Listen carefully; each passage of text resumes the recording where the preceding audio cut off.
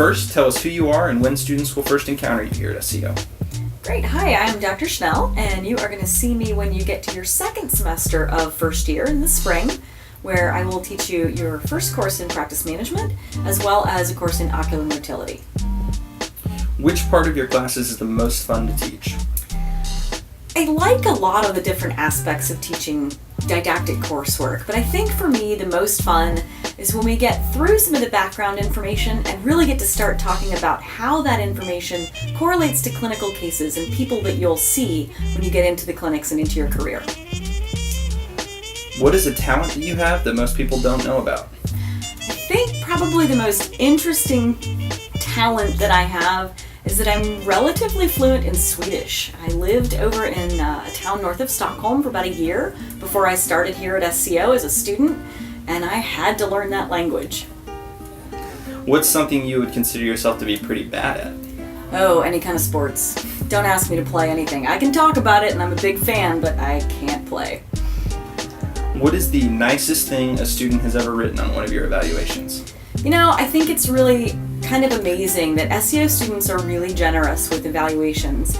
Everyone always has nice things to say, but I think for me, what means the most to me is when I have students say that they specifically got something from something I told them that they can use to help them in their careers, that made a difference to how they're going to be as a doctor.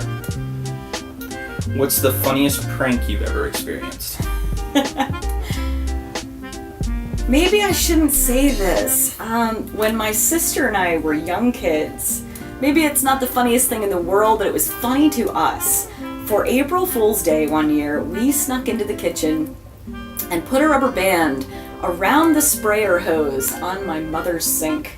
And she came downstairs, didn't know it was there, turned on the water and got blasted in the face. So we heard her yelling from the kitchen and only then came in and realized that she was dressed up to go to church. Oops. Which do you enjoy more, clinic time or classroom time? I enjoy both. I think personally I enjoy being in the clinic the most. I see mostly children in the pediatrics department and I love working with them. But more importantly, I really enjoy getting to have that one-on-one and small group interaction with the clinical interns as they're seeing real patients and encountering young children and learning how to handle those patient encounters. Who is someone that you would call a role model? I have lots of role models. First and foremost, I think my father is probably my primary. The older I get, the more I realize just how wise he is, and he's taught me an awful lot about staying calm and recognizing what really are priorities in life and helping me to become really more of the person that I am. I have several optometric role models though as well, including my residency supervisor, Dr. David Fitzgerald, who was just a delightful human being and a real mentor to me in pediatric service. If you could plan a trip to anywhere in the world, where would it be? I want to go everywhere, but I think kind of one of my bucket list dream trips is probably a cruise to Antarctica. I have this thing for penguins and I really want to see them. And final question, if you weren't a teacher or optometrist, what would you be doing? I think this might be a little bit of a cop-out because it's still sort of in teaching, but my secondary goal as I was growing up was always to work in early elementary education.